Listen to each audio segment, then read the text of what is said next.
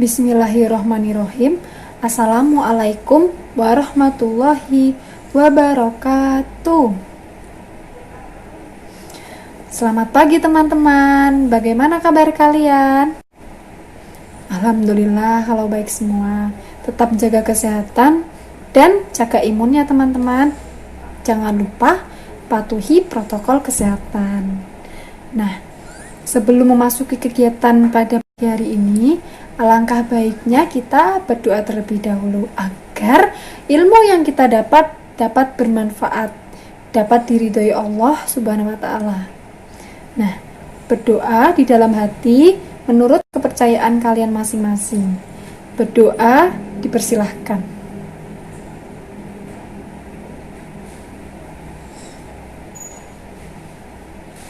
Berdoa selesai. Nah, coba teman-teman, sekarang kalian lihat bangku di samping kanan, samping kiri, depan, belakang. Coba, ada nggak teman kalian yang tidak masuk pada pagi hari ini? Ada nggak? Nah, sekarang mau ibu presensi ya. Mau ibu panggil satu-satu. Aulia Miftahul Jannah berangkat, hadir. Hadir. Hasri Rahmawati hadir. Alhamdulillah semuanya nihil. Nah, sekarang kita bernyanyi bersama yuk tentang perpindahan kalor. Coba dibuka bukunya. Di situ ada lirik lagu perpindahan kalor ya teman-teman. Dan kita akan bernyanyi bersama. Memakai nada pelangi-pelangi ya teman-teman. Pada tahu kan lagu pelangi-pelangi? Nah, sekarang kita pakai nada itu untuk bernyanyi perpindahan kalor. 1, 2, 3. Pelangi-pelangi alangkah indahmu, perpindahan kalor ada 3 cara. Yang salah satunya adalah konduksi. Konduksi itu dengan perantara. Konduksi cara pindah kalor. Konduksi sering kita jumpai. Contohnya adalah saat kita masak, wajan jadi panas karena api kompor. Konduksi cara pindah kalor. Nah, begitu nyanyi teman-teman. Sekarang ibu mau bertanya kepada kalian mengenai perpindahan kalor yang sudah kita nyanyikan sehabis ini tadi, sebelum ini tadi ya. Anak-anak, kalian tadi sudah menyanyi lagu apa? Ya, lagu perpindahan kalor ya.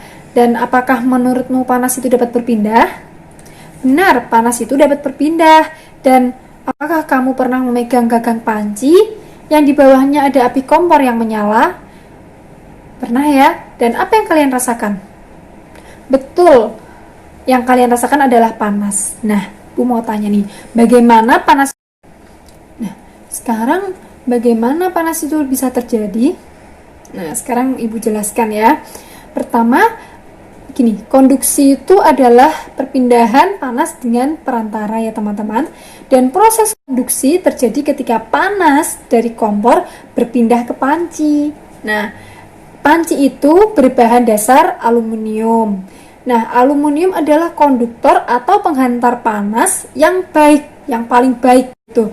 Nah, maka dari itu aluminium langsung menyerap dan menyebarkan panas dari api. Nah, begitu teman-teman, mengapa gagang panci itu terasa panas? Karena aluminium adalah penghantar panas yang baik. Gitu teman-teman. Nah, sekarang Ibu mau membacakan tujuan-tujuan pembelajaran pada pagi hari ini. Nah, sini. Nomor 1 ada melalui tayangan PowerPoint pembelajaran, peserta didik mampu menganalisis konsep perpindahan kalor dalam kehidupan sehari-hari. Yang kedua, melalui tayangan PowerPoint pembelajaran, peserta didik mampu memahami dan menganalisis sumber energi panas dan contohnya. Nah, nomor 3, melalui video pembelajaran, peserta didik mampu melakukan percobaan menggunakan es batu dengan kelompok. Yang keempat, energi panas dan contohnya. Nah, nomor 3, melalui video pembelajaran, peserta didik mampu melakukan percobaan menggunakan es batu dengan kelompok. Yang keempat, melalui lembar kerja peserta didik LKPD, peserta didik mampu menyelesaikan hasil kegiatan tentang perpindahan kalor dengan kreatif.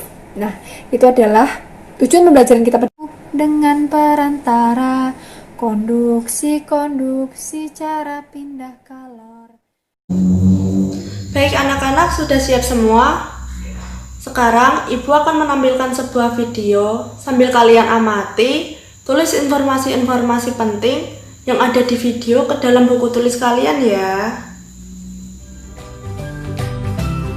Sumber energi panas adalah segala sesuatu yang dapat menghasilkan panas.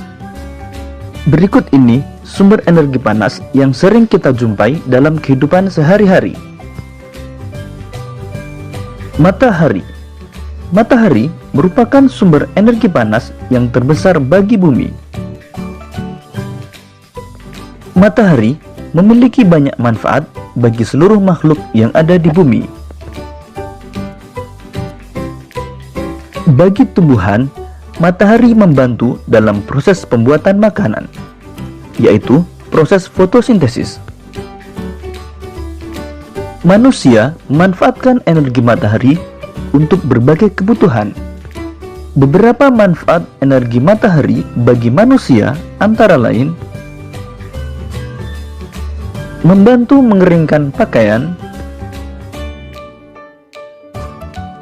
mengeringkan padi, dan mengeringkan ikan asin. Energi matahari juga dapat digunakan sebagai sumber energi pada pembangkit listrik, yaitu pembangkit listrik tenaga surya.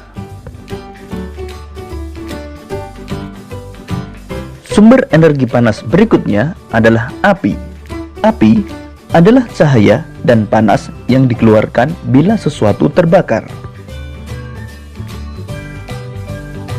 Api dapat berasal dari kompor yang biasa digunakan untuk memasak.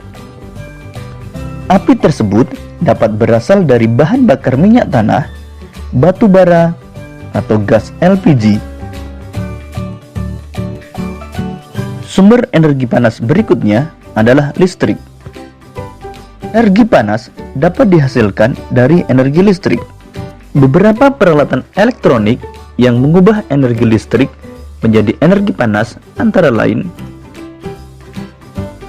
setrika listrik, penanak nasi atau rice cooker, dan kompor listrik. Energi panas berikutnya adalah gesekan. Gesekan dua buah benda dapat menghasilkan panas.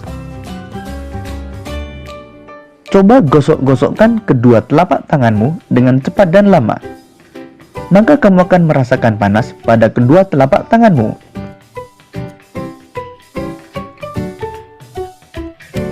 Pada zaman dahulu, sebelum ditemukan korek api seperti sekarang ini, manusia menghasilkan api dengan menggesekkan dua buah benda. Benda yang biasa digunakan adalah kayu dengan kayu atau batu dengan batu. Sumber energi panas berikutnya adalah panas bumi. Panas bumi merupakan energi yang bersumber dari panas yang terkandung dalam perut bumi dan pada umumnya berhubungan dengan keberadaan gunung berapi. Panas bumi juga berasal dari panas matahari yang diserap oleh permukaan bumi. Tahukah kalian bahwa Indonesia adalah negara dengan cadangan energi panas bumi terbesar di dunia? Energi panas bumi dapat dijadikan sebagai sumber energi listrik untuk kebutuhan rumah tangga dan industri. Jadi, apa saja sumber energi panas yang kita temui dalam kehidupan sehari-hari? Pertama, matahari. Kedua, api. 3 listrik, 4 gesekan, dan 5 panas bumi. Baik, dari video yang kalian amati tadi, apakah sudah paham? Jika sudah, jawab pertanyaan yang Ibu beri ya. Tulis jawabannya di buku tulis. Pertanyaan yang pertama, apakah yang dimaksud dengan sumber energi panas?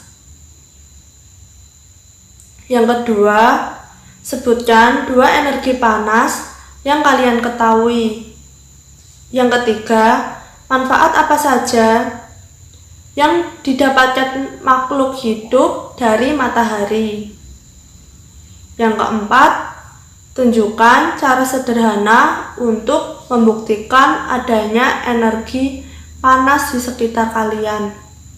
Pertanyaan yang terakhir, mengapa api sangat penting dalam kehidupan manusia? Nah, sekarang akan Ibu tampilkan mengenai informasi sumber energi panas. Disimak ya.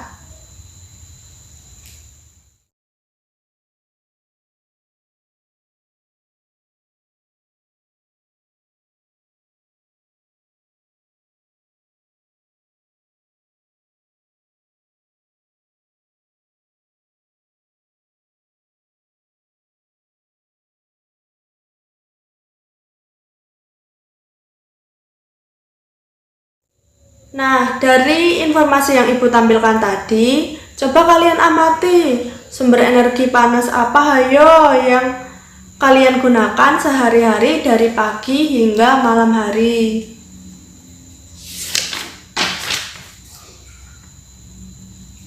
Oke, ini adalah tugas kalian. Tugasnya adalah hasil pengamatan kalian tulis ke LKPD ya. Apakah sudah selesai?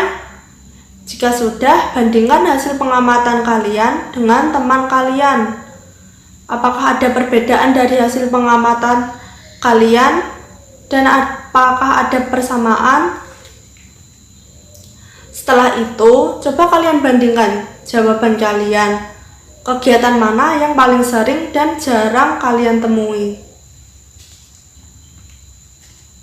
Sekarang mari kita membentuk kelompok. Sekarang Ibu akan membagi kalian menjadi beberapa kelompok untuk melakukan percobaan mengamati bagaimana sumber energi panas matahari dapat menyebabkan perubahan-perubahan. Sebelum memulai percobaan pengamatan, Ibu akan tampilkan alat dan bahan apa saja yang akan kalian gunakan dan bagaimana langkah-langkahnya.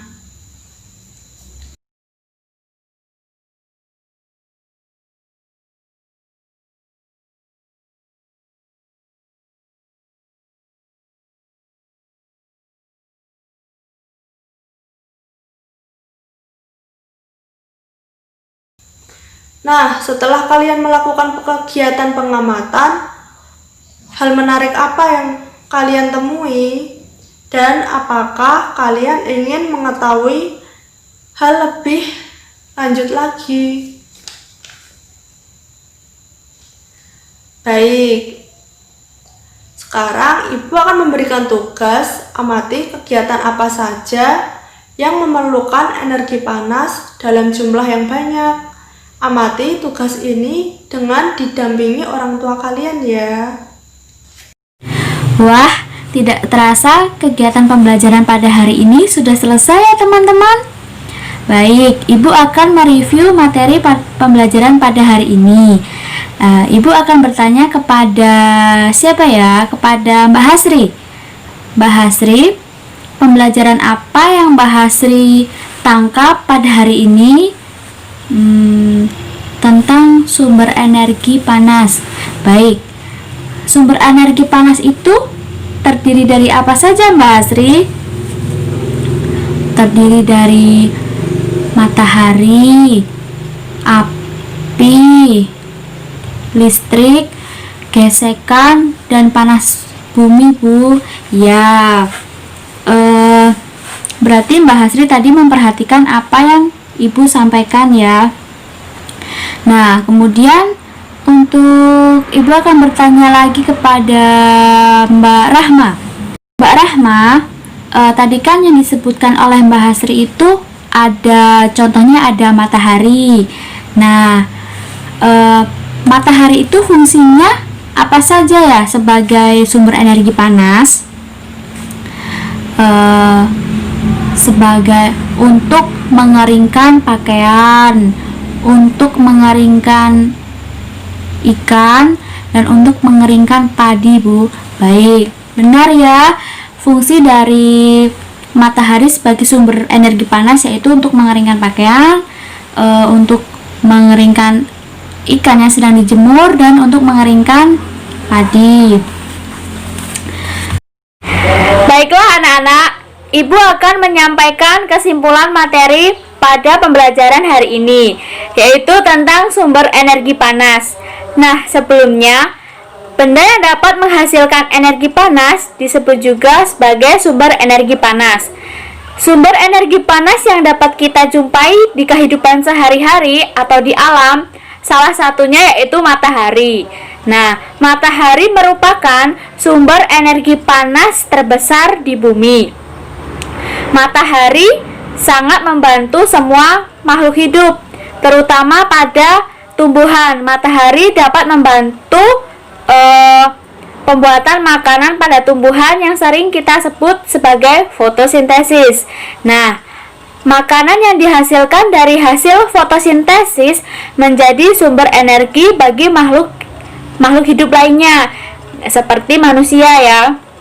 Nah, kemudian energi panas matahari dapat menerangi bumi sehingga udara di bumi menjadi hangat. Nah, di kehidupan sehari-hari, energi panas matahari dimanfaatkan dalam berbagai kegiatan manusia. Misalnya, untuk mengeringkan garam, untuk mengeringkan ikan asin, dan bahkan untuk mengeringkan pakaian yang sedang basah. Nah, cobalah, Ibu ada satu percobaan dan bisa kalian lakukan di rumah ya. Nah, coba kalian gesekkan kedua telapak tangan kalian seperti ini ya, contohnya Nana. Nah, kalian gosokkan secara cepat. Kemudian kalian bisa mengambil contoh lainnya, yaitu seperti mistar plastik. Mistar plastik tersebut digosokkan ke daerah yang kering selama 2 menit. Nah, lalu telapak tangan tadi atau mistar plastik tadi bisa kalian tempelkan di pipi kalian. Nah, apakah yang kalian rasakan pada pipi kalian? Pasti kalian merasakan panas. Nah, disitulah kita merasakan sumber energi panas yang berasal dari telapak tangan dan mistar plastik. Ibu ulangi sekali lagi bahwa energi panas dapat dihasilkan ketika terjadi gesekan antara dua benda. Pada kegiatan yang telah kita praktekkan tadi, yaitu menggosokkan kedua telapak tangan dan menggosokkan mistar plastik dengan benda yang kering, itu dapat menghasilkan energi panas. Nah, selain sinar matahari dan gesekan antara kedua benda, energi panas juga dapat diperoleh dari api. Baiklah, di sini Ibu punya cerita. Pada zaman dahulu, orang mendapatkan api itu dengan cara menggosokkan 2 buah batu yang kering sampai keluar percikan api. Nah, selain itu, nenek moyang kita dahulu menggunakan kayu kering lalu digosok-gosokkan dengan tanah yang kering sampai keluar api. Ternyata gesekan 2 benda antara 2 batu kering dan gesekan antara 2 kayu kering dapat menghasilkan energi panas berupa api. Nah, jadi pada zaman dahulu itu untuk mendapatkan api tidak gampang ya, teman-teman. Nah, dengan cara kita harus mencari batu dulu sebanyak 2 batu. Nah, kemudian lalu kita gosokkan agar mendapat percikan api sehingga kita dapat memasak makanan, memasak air. Nah, Selain matahari, gesekan, dan api, sumber energi panas lainnya apa teman-teman? Ya, sering kita jumpai di kehidupan sehari-hari, yaitu di rumah kita. Contohnya apa? Contohnya listrik. Kegunaan listrik itu banyak ya. Kalau untuk di sumber energi panas, contohnya seperti setrika. Setrika itu gunanya untuk menghaluskan pakaian yang sedang kusut. Nah, jadi di dalam setrika itu terdapat dua energi, yaitu energi listrik menjadi energi panas. Nah, sehingga kita kalau untuk merapikan baju dengan adanya sumber energi panas dari setrika, maka baju kita akan menjadi rapi dan halus. Nah, untuk energi panas yang berasal dari api itu di zaman sekarang ini tidak susah-susah lagi ya, tidak harus mencari kedua batu lalu digosokkan sehingga muncul percikan api. Sekarang bisa melalui kompor dan korek api. Ibu akan memberikan sebuah penguatan untuk kalian. Di masa pandemi ini kita harus menjaga kesehatan tubuh kita, menjaga imun tubuh kita, agar kita terhindar dari virus corona atau COVID-19. Nah, dengan cara kita rajin mencuci tangan, kita rajin menggunakan masker, kemudian kita tidak boleh bepergian jika kita tidak ada kepentingan yang mendesak. Kemudian selalu minum vitamin, jaga jarak dengan temannya, tidak boleh berkerumunan. Nah, dengan itu kita dapat menjaga stamina diri kita, menjaga kesehatan kita. Nah, mungkin itu saja yang dapat Ibu sampaikan untuk kegiatan pada hari ini. Kurang lebihnya Ibu minta maaf. Sebelum Ibu mengakhiri pembelajaran hari ini, ada baiknya kita berdoa menurut kepercayaan dan agama masing-masing. Berdoa mulai. Berdoa selesai. Baik, Ibu akhiri. Wabillahi taufik wal hidayah. Wassalamualaikum warahmatullahi wabarakatuh.